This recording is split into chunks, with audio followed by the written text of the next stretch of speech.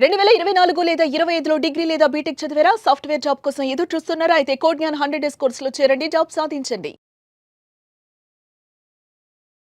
మిత్రులందరికీ నమస్కారం. మనం ఇంతకుముందు ఎన్నో విషయాల్లో న్యాయ సలహాల కోసం నాగేశ్వరరావు పూజారి గారితో మనం చర్చించడం జరిగింది. నిన్న జరిగినటువంటి సంఘటన, ఈరోజు చూసినటువంటి వార్త నిజంగా నా మనసును చాలా వరకు కలిచివేసింది. ఈ సంఘటన ఒకటే కాదు, ఇంతకుముందు ఎన్నో సంఘటనలు నేను చూశాను. వాటికి సంబంధించినటువంటి ఇష్యూస్ని ఎన్నిటినో నేను చర్చించడం జరిగింది. ఎంతోమందికి మోటివేట్ చేయడం జరిగింది.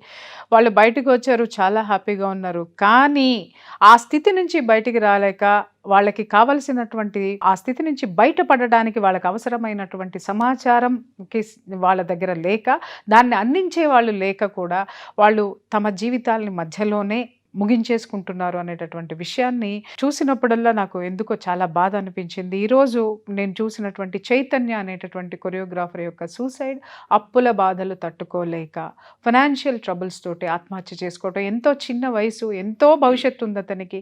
కొంచెము అతను ధైర్యంగా నిలబడి ఉంటున్నట్టయితే గొప్ప జీవితాన్ని, గొప్ప కొరియోగ్రాఫర్గా తను తాను ప్రూవ్ చేసుకునేటటువంటి క్షణాలు ఉండేయేమో. ఇలాంటి వాళ్ళు ఇంకా ఉన్నారు జీవితంలో. వాళ్ళ కోసము నేను ఈ ఎపిసోడ్ చేయాలని ఒక నిర్ణయానికి వచ్చాను. సో ఈ విషయంలో అప్పులో మన జీవితంలో మనము తిరిగి కట్టేటటువంటి సిచ్యుయేషన్లోనే, ఆత్మవిశ్వాసంలోనే అప్పులు చేయటం జరుగుతూ ఉంటుంది. కానీ అది మన దురదృష్టం అనుకుంటాము, లేకపోతే ఇంకేదైనా పరిస్థితుల దృష్ట్యా అప్పులు తిరిగి చెల్లించలేక, వాళ్ళ యొక్క వాళ్ళ ఒత్తిడి తట్టుకోలేక, లేదా సమాజం నుంచి వచ్చేటటువంటి అవమానాలు ఫేస్ చేయాల్సి వస్తుందేమోనని చెప్పేసి చాలామంది జీవితాలకి ముగింపు పలుకుతున్నారు. అలా కాకుండా వారికి చట్టం అనేది ఒక సపోర్ట్ ఇస్తుంది అనేటటువంటిది విషయం చాలా మందికి తెలియదు. తెలిసినా కూడా చట్టాన్ని ఆశ్రయించేటటువంటి ధైర్యం కూడా ఎవరు చేయటం లేదు. దాని గురించి పూర్తి అవగాహన, సలహా కోసము మన ముందు నాగేశ్వరరావు పూజారి గారు ఉన్నారు. వారి నుంచి ఈ సంఘటనకి సంబంధించి, ఈ ఇష్యూకి సంబంధించినటువంటి సలహాలు, సహాయం తీసుకుందాం. సార్ నమస్తే. సార్, మీరు చూసి ఉండుంటారు, చైతన్య అనేటటువంటి కొరియోగ్రాఫర్ సూసైడ్ చేసుకున్నారు because of financial issues. Sir, ఒక్క విషయం చెప్పండి. అప్పు చేయడం అనేది సహజం, తీర్చాలి అనేటటువంటిది కూడా ఎవరికైనా కానీ, అంటే ఎగ్గొట్టే వాళ్ళకు తీసి పక్కన పెడితే ఒక ఆత్మవిశ్వాసంతో ఉంటాం మనం అప్పు చేసినప్పుడు తిరిగి తీర్చాలి అనేటటువంటిది. కానీ కాలం కలిసి రాక అనుకోండి, లేకపోతే అజాగ్రత్త వల్ల అనుకోండి, లేకపోతే ఓవర్ ఎస్టిమేషన్ వల్ల అనుకోండి, మన పాదం స్లిప్ అవుతుంది. అటువంటప్పుడు కొంతమంది బ్యాలెన్స్ చేసుకొని నిలబడితే మళ్ళీ ముందుకు నడవడం అనేది జరుగుతుంది. బ్యాలెన్స్ చేసుకోలేనటువంటి వాళ్ళు ఏమవుతున్నారంటే హ్యాండిక్యాప్డ్ అయిపోతున్నారు. లేదు అనంటే కుంగి కుసించిపోతున్నారు, సూసైడ్ వైపుకి వెళ్తున్నారు. సార్ చెప్పండి, కేవలం అప్పులు చేసినంత మాత్రాన ఆ ఒత్తిళ్ళకి మనం లొంగిపోయి, ఆ ఒత్తిళ్ళు భరించలేక ఆత్మహత్య ఒక్కటే పరిష్కారమా? దీనిపైన ఇంతకుముందు నేను చాలాసార్లు మీడియా ప్రముఖంగా చాలా మందికి నేను చెప్పారు సార్. చెప్పినా కూడా ఏమవుతుందంటే, ఇప్పుడు దానికి అప్పిచ్చిన వాళ్ళంతా మీద పడి దాడి చేయడం అనేది ఒక కొత్త కల్చర్ స్టార్ట్ అయిపోయింది. ఎగ్జాక్ట్లీ. మీరు ఏం చెప్తున్నారు సమాజానికి అంటే, అప్పులు తీసుకొని ఎగ్గొట్టమని చెప్తున్నారా అనేది నా మీద దాడి చేయడం అనేది చాలా కాలంగా జరుగుతుంది. అది ఫస్ట్ నేను చెప్పేది ఏంది అంటే, జనరల్గా ఏంది అంటే, అప్పు తీసుకున్న వ్యక్తులలో ఎగ్గొట్టాలనే ఉద్దేశంతో చాలా తక్కువ మంది మాత్రమే తీసుకుంటారు. ఓకే, ఒక 100 మంది అప్పులు చేస్తే దాంట్లో ఒక 5% పీపుల్ ఎగ్గొట్టే ఉద్దేశంతోనే అప్పులు చేస్తారు. ఇంకా అంటే వాళ్ళ అప్పులు చేసే ఉద్దేశం ఏంది? ఎగ్గొట్టడమే.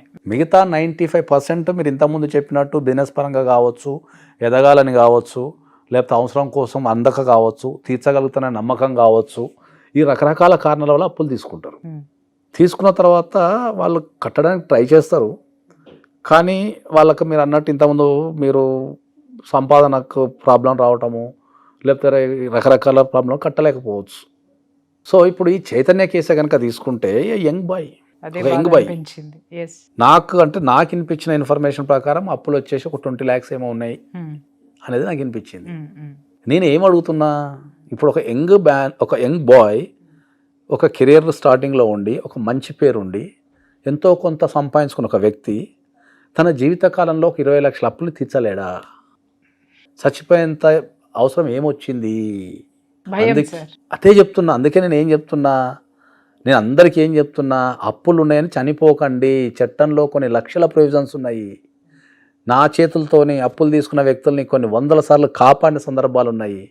అప్పులు ఇచ్చిన వాళ్ళకు కూడా న్యాయం చేసిన సందర్భాలు ఉన్నాయి. అది ఇప్పుడు అప్పులు ఇచ్చిన వాళ్ళు ఏం చేస్తున్నారు?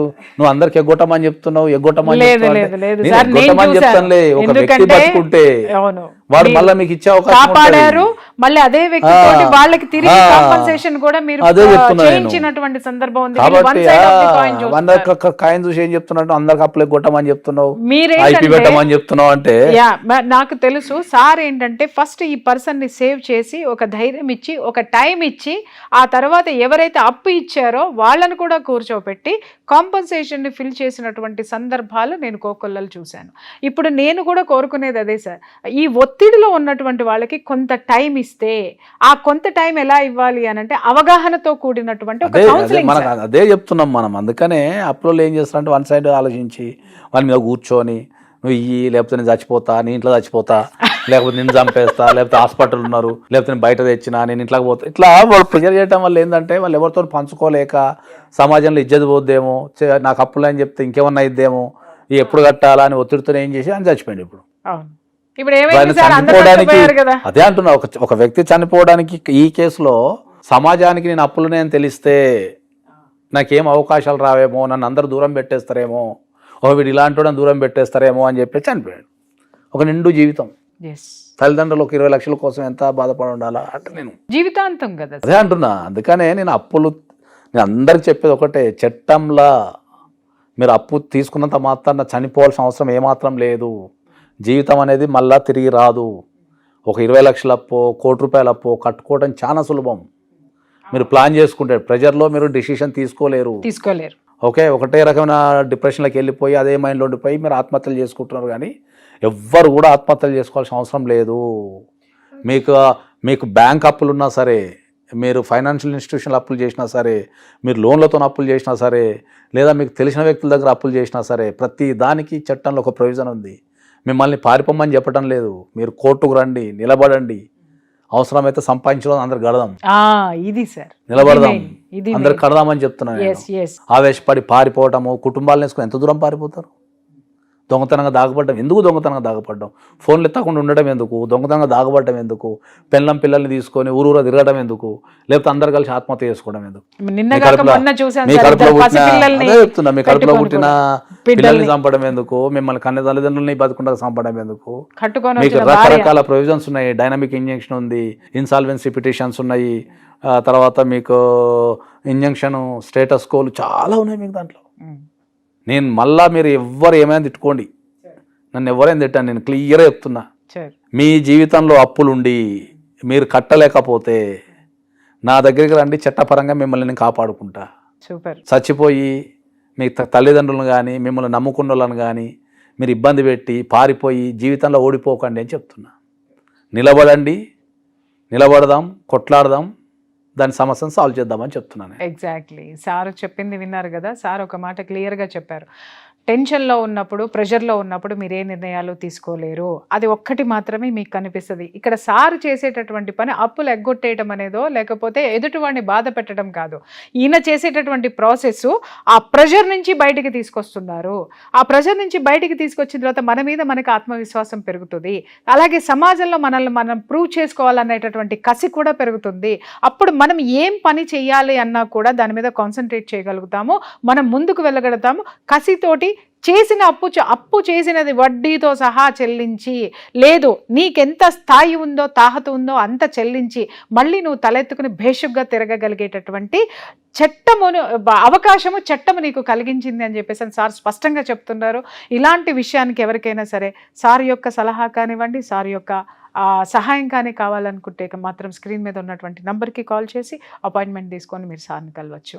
Thank you so much sir, విలువైనటువంటి సమాచారాన్ని ఇచ్చి ఎంతో మందిని కాపాడారని మాత్రం మళ్ళీ వన్స్ అగైన్ నేను మీకు చెప్పగలుగుతాను. ఇంకొక విషయం కూడా ఏంటంటే సార్ చాలా మందిని అప్పుల్లో కూరుకున్న వాళ్ళని కాపాడటమే కాదు, చాలా మందికి ఆడపిల్లల జీవితాలను, ఎన్ని జీవితాలను ఆయన సేవ్ చేశారో అందుకు ప్రత్యక్ష సాక్షిని నేను.